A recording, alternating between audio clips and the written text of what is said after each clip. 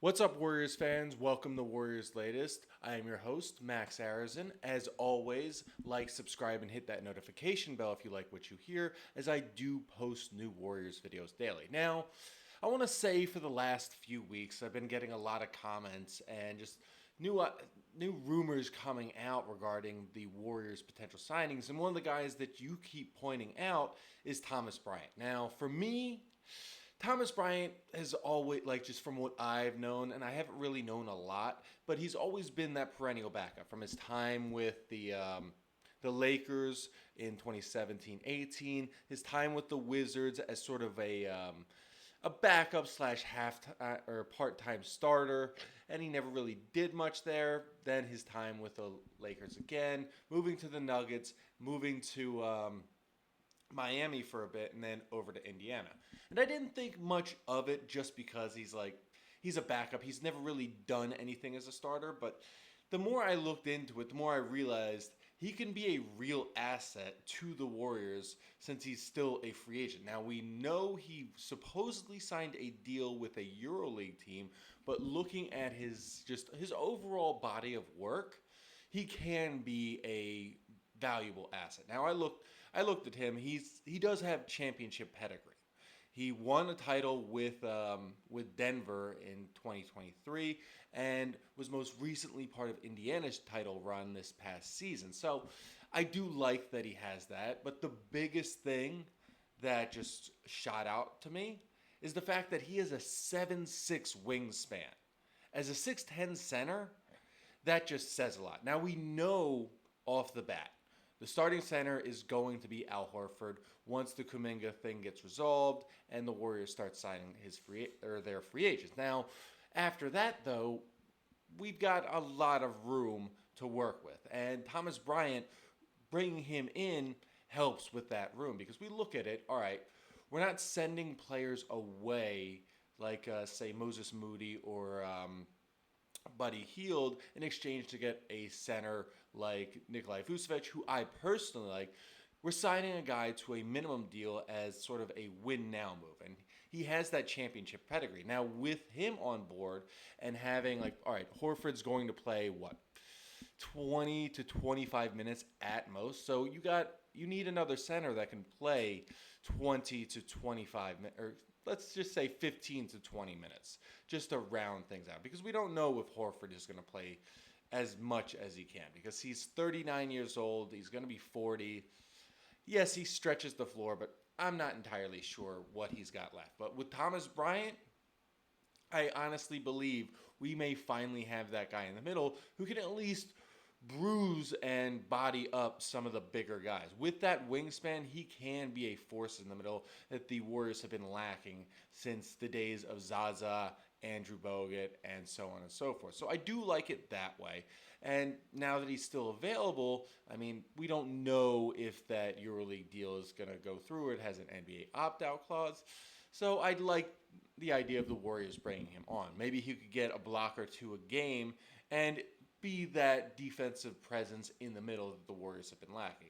Yeah, I know he doesn't stretch the floor, but for a bench guy, I think he really rounds things out. And he is that, let's call him a Kevon Looney replacement, a guy who's not as big as the rest of the centers, but could still get physical with them. And just looking at it, just seeing him go up against the likes of Joker, the likes of Anthony Davis, Daniel Gafford, even say a re-energized DeAndre Ayton, as well as Domantas Sabonis.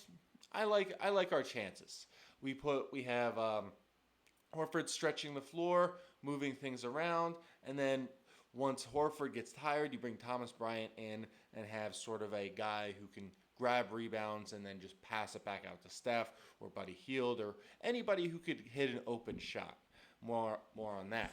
But I do like the idea. Let's just see how it plays out, because we don't know if he's going to just stick with Europe, but let's see how it plays out. Granted, all this has to happen after the Kuminga deal is settled. So we don't know when that's going to get settled. We do know that the Warriors are going to pull the offer like by training camp.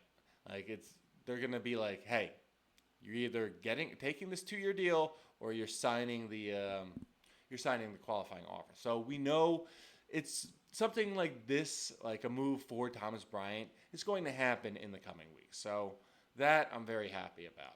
But another thing that I thought was interesting is the Warriors came out and they straight up said they're not going to sign their draft picks this year. And I understand, like, I understand it's like you don't want to waste money on draft picks that may not be a big part of your future, like Alex Tui or Will Richards. So I understand that, but like just not signing them at all and just sending them back to Europe or overseas or wherever they go, whether Tui goes to Australia, whether Will Richard goes to the CBA.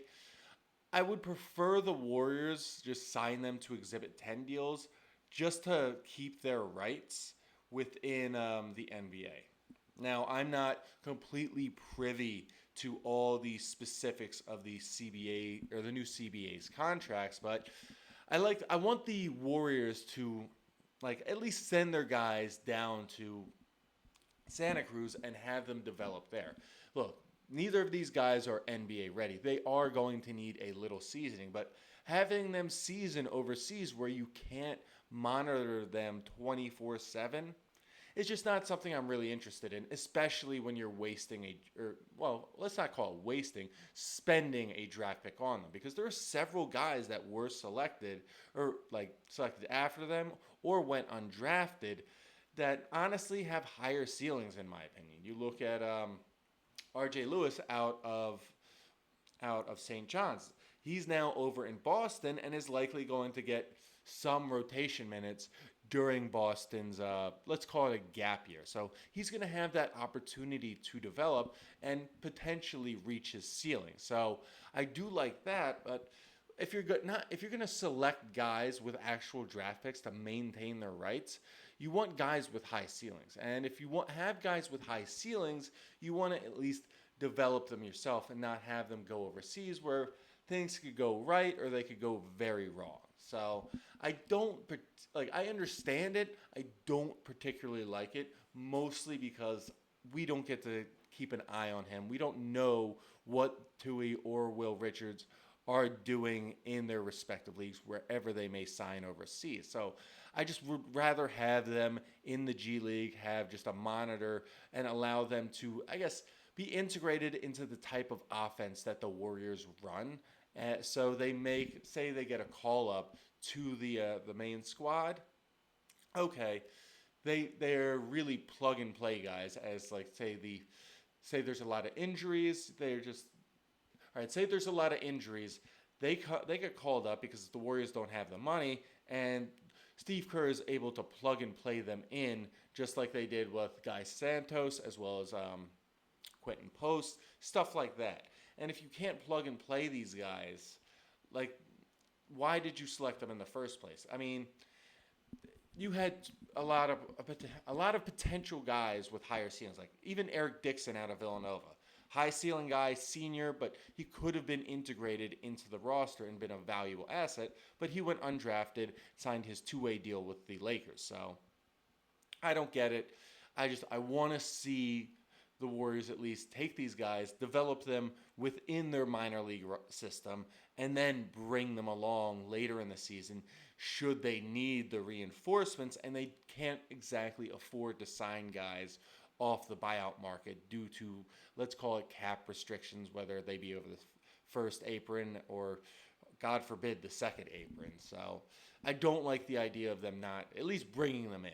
We saw what they did in Summer League. It was okay, but we should at least sign them to the Exhibit 10s, have them in training camp, get a better idea of what they're about, and then when we cut them, they go straight down to Santa Cruz and we can keep an eye on them as they're only 45 minutes away. Well, last I checked, it was 45 minutes. God knows how bad that traffic has gotten. But that's beside the point. I don't like them just not being a part of the organization. But at least we got some more interesting news, and that is that Giannis is officially starting the season with the Bucks. So there is no trade, no reason to think about a trade, but it's interesting to see. All right, they just signed his brother Thanos, and he's part of the team again. So it's Giannis and Thanos, and surprisingly, his other brother Alex hasn't been signed, but it remains to be seen. But That allows the Warriors to go and say, all right, if things don't go well with the Bucks out of the gate, Giannis is going to be on the block, and they're going to be looking for something. And as it stands, they're not going to get certain players that they would have gotten had they traded Giannis at the beginning of the offseason. Say they're not going to get the assets that say the Rockets offered them at the beginning of the summer. They could have gotten like a ton. They could have gotten a king's ransom and then some from the Rockets. But now that the Rockets have Durant, there's no real reason there. Yes, they could potentially deal him for a ton of picks from the Nets, but outside of say the picks, the Nets don't have much to offer in terms of young talent. They have the likes of Claxton. They have Cam Thomas, but those guys don't exactly fit. Now with the Warriors, they can offer four future first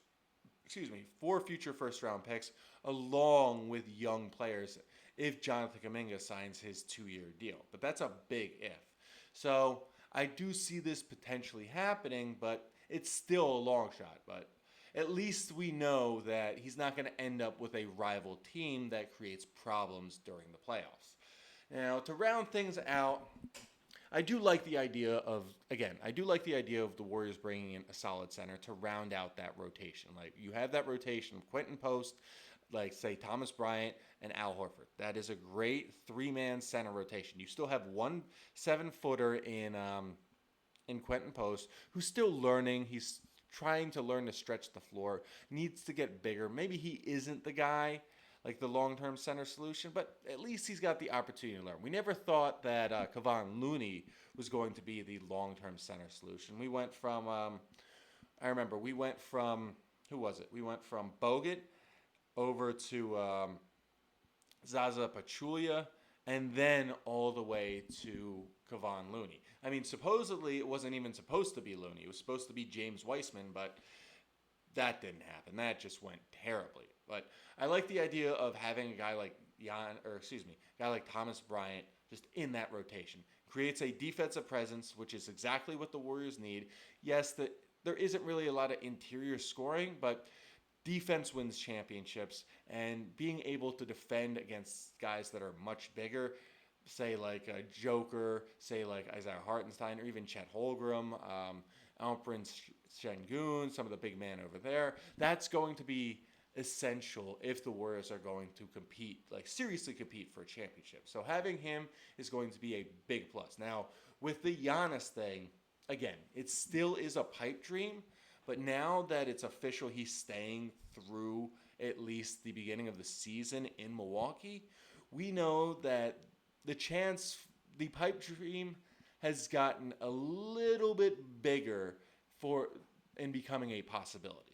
I know a lot of things have to go wrong in Milwaukee and then go right in Golden State, but again, there's a chance, and if we're lucky, we will see the Warriors take that chance and capitalize on it. So I would love to see Giannis in the blue and gold by the trade deadline, but it remains to be seen. But if it does happen, championship, championship, championship.